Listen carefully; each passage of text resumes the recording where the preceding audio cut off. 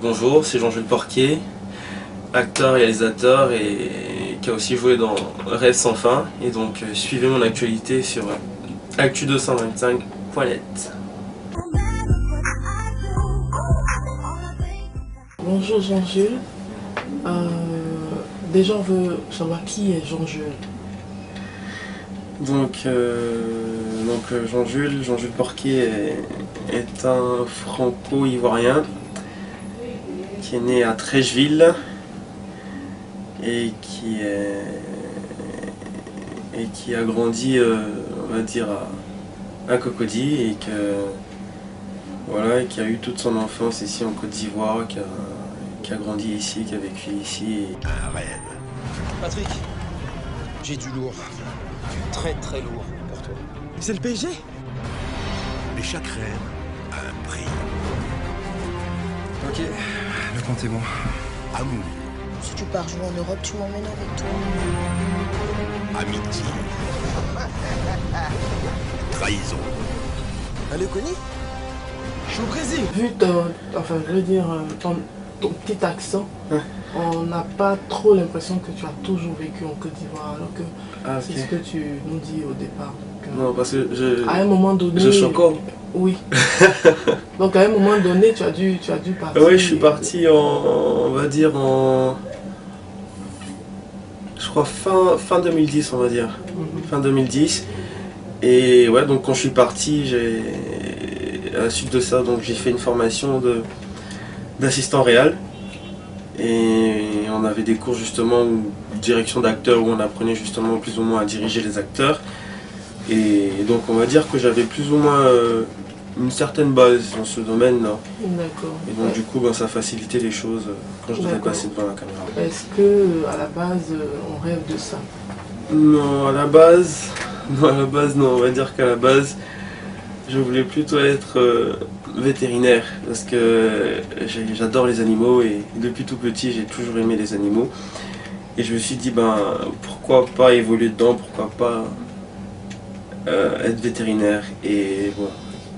Après, au fil du temps, je me suis orienté vers une autre branche qui est carrément différente. J'ai fait de la comptabilité.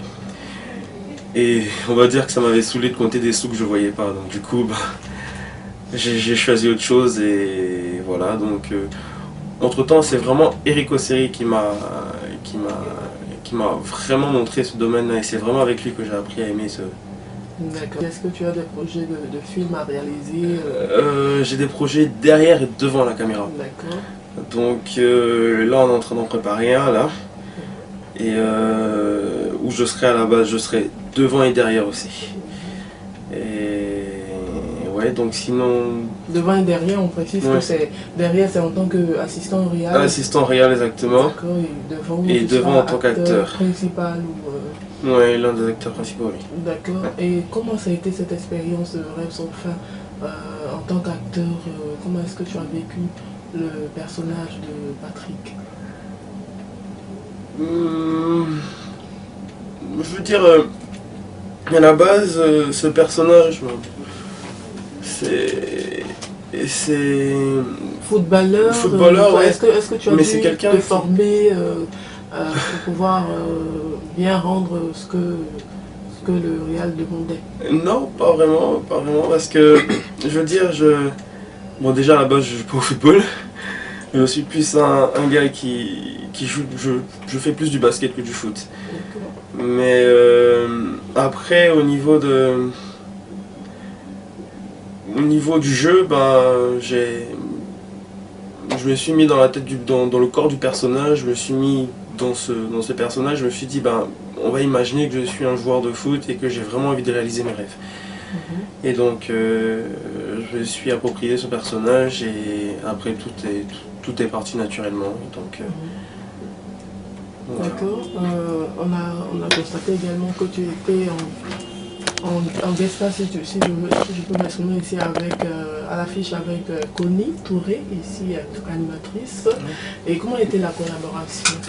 Ah, Connie, elle est juste magnifique, c'est ma chérie, on va dire, je l'adore et C'est quelqu'un de vraiment sympa, on a tout de suite sympathisé, on a tout de suite, c'était vraiment génial. Jean-Jules, Ouais. dans la vie, est-ce qu'il a un cœur à prendre Non, j'ai quelqu'un. Et quand tu as un cœur blessé, comment tu te comportes? Alors après, je suis méchant, non, je rigole. Non, mais... Après, je veux dire, vous savez, je sais pas, il y a quelqu'un qui m'a dit un jour, quand tu te fais mordre par un chien, même si un jour tu vois un chihuahua ou un caniche, ben tu auras peur, je veux dire. Donc voilà, donc c'est avec méfiance, je veux dire, je me lâche plus complètement, quoi. Donc j'ai appris à mettre un frein, j'ai appris à gérer mes sentiments, de peur de ne pas me refaire mal à l'avenir. Tu es très beau gosse, ok? Donc c'est sûr que les Merci femmes beaucoup. te courent certainement après. Mais dans le milieu, on sait que des beaux gosses comme toi sont courtisés aussi par les hommes. Est-ce que tu as eu des propositions dans ce sens? Ah, Dieu merci jamais. Ah, Dieu merci jamais. Jamais, jamais, jamais eu ce... Et pourquoi Dieu merci? Non, parce que... C'est l'amour, hein. Pareil, on dit que quand il y a l'amour, oui. Sous d'autres cieux, on dit laissez-les vivre leur amour. Donc, pourquoi Dieu merci? On va dire que je suis pas vraiment pour ce truc-là, mais je les aime bien, franchement, je les adore. Mais... T'as des amis dans ce banc? Non. Ah si, j'en ai. En France, j'en ai un, mais ici, non, j'en ai pas. Ici, non, j'ai jamais eu un... Tu n'es pas pour cette tendance sexuelle, c'est ça? Ouais. Ouais. Déjà par rapport à mon éducation, et puis voilà, après je suis pas, je veux dire, j'aime tout le monde, voilà. Est-ce que tu es pieux? Est-ce que tu es... Oui, déjà par rapport à mon éducation et à ma religion aussi. Donc j'essaie d'aller à la messe tous les dimanches, j'essaie, mais bon, après, voilà. Mais parce que déjà j'ai grandi dedans et on m'a pas demandé mon avis et donc du coup ben c'est resté. C'est quoi ta philosophie dans la vie? C'est ma vraie philosophie, c'est fais pas aux autres ce que tu n'aimerais pas qu'on te fasse. Est-ce que Jean-Jules a connu une galère, a connu la galère? À la base, on va dire c'était plus par rapport à mes parents parce que j'ai plus grandi avec mon père donc c'était séparé. Donc et quand j'étais gamin, donc j'ai toujours voulu que les deux se remettent ensemble et j'ai tout fait, mais quand je dis j'ai vraiment tout fait, j'ai vraiment tout fait. Un exemple? Genre quand mon père rencontrait quelqu'un, ben, je m'arrangeais à ce qu'il parte. Quand ma mère rencontrait quelqu'un, je m'arrangeais à ce qu'il parte. Et... Quand tu dis tu t'arrangeais, c'est quoi? Tu étais un enfant très capricieux? Pas capricieux, mais je montrais à cette personne que j'étais pas pour cette union d'eux, quoi. Donc je faisais tout pour que cette personne parte et je veux dire j'ai quand même bataillé quand même. À un moment j'ai baissé les bras parce que je me suis dit bon ça sert à rien et c'est à ce moment là qu'ils ont décidé de se mettre ensemble. D'accord. Et tu es fils, tu as des frères ici? Oui, j'ai une soeur, oui. Une soeur cadette? J'ai une grande soeur, oui. Une grande soeur de la même mère et du même père? Du côté de ma mère. Du côté, d'accord. Ouais. Ok. Et aujourd'hui donc les relations sont plus stable dans la famille puisque la mère et le père sont ensemble. C'est beaucoup mieux en effet. Est-ce que toi-même tu as un enfant? Non, j'en ai pas, j'ai pas encore d'enfant. On va dire que c'est un projet. Ouais. D'accord, combien vous? Une équipe de foot, hein. Non mais... Je sais pas, le nom, je sais pas, après ça dépendra, mais... Déjà, ce serait déjà pas mal. D'accord. Alors, tu pars à Paris pourquoi? Pour tes études? Ouais, à la base, donc à la base je suis à Lyon, mais oui, je suis parti en France, c'était plus pour mes études. D'accord. Est-ce que tu as traversé quand même une petite galère là-bas? Parce que quand on est loin de papa et maman... C'est vrai que c'est pas évident. Hein. Ouais, donc à la base j'étais d'abord à Paris. Paris après je suis allé en Champagne-Ardenne. Ouais, donc j'ai eu pas mal de galères. Qui vont adultes en France, en Hexagone, ils font plein de jobs. Est-ce que toi tu as... Ouais, j'ai eu à travailler, bien sûr. Tu as fait quoi? J'ai eu à travailler, j'étais préparateur de commandes, que ça s'appelle.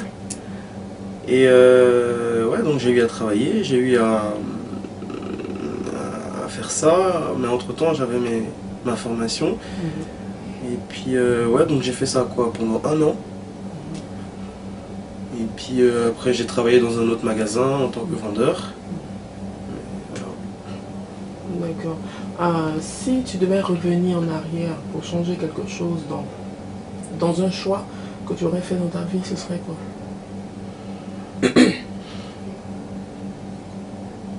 Ouais, ce serait, on va dire, peut-être prendre plus mes études au sérieux, quoi, parce que plus jeune, c'est vrai que j'étais assez bandit, je faisais plein de bêtises. Et ouais, donc ce serait prendre mes études au sérieux, quoi. C'est quoi les bêtises?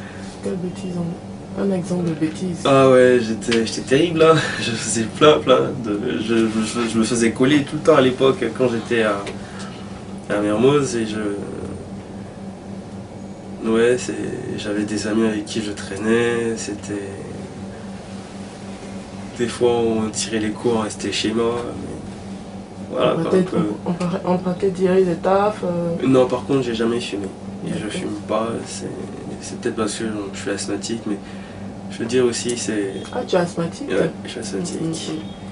Et puis, je veux dire, moi aussi par rapport à l'éducation, parce que mon père, il a jamais fumé, moi, donc j'ai jamais eu envie de fumer, parce que déjà, lui, je l'ai jamais vu faire. Donc voilà, donc j'ai jamais fumé. Qui est ton exemple dans la vie, en fait? Ton modèle? On va dire que c'est mon père. Ok. Et C'est il vrai est que dans quel domaine? Il était directeur de société pendant longtemps, et quand il y a eu la crise, ben, il a tout laissé tomber. Là, maintenant, il a la retraite. Et voilà. D'accord, si tu devais changer quelque chose dans ce monde, ce serait quoi? Déjà, dans ce monde, ou bien déjà en Côte d'Ivoire? Enfin. Bon, déjà en Côte d'Ivoire, moi, de la discipline déjà.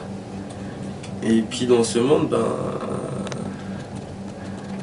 Ouais, qu'on apprenne à s'aimer les uns les autres. Je veux dire, il y a plein de guerres, pas mal partout, il y a plein de crises, il y a plein de...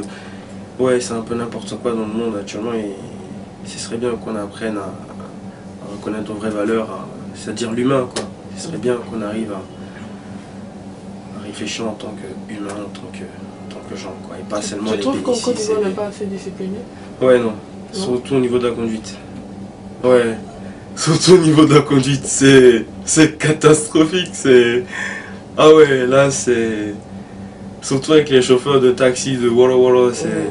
Ah ouais, et en plus quand tu te plains, ils t'insultent encore plus dessus. Comme s'ils ont raison en fait. Ouais, donc c'est... Ouais, au niveau de la discipline, ouais, ce serait pas mal. Alors, qu'est-ce que tu aimerais faire? Je veux dire, quelle marque est-ce que Jean-Jules aimerait bien laisser s'il devait quitter ce monde? Un enfant déjà. Ce serait pas mal. Donc un enfant et...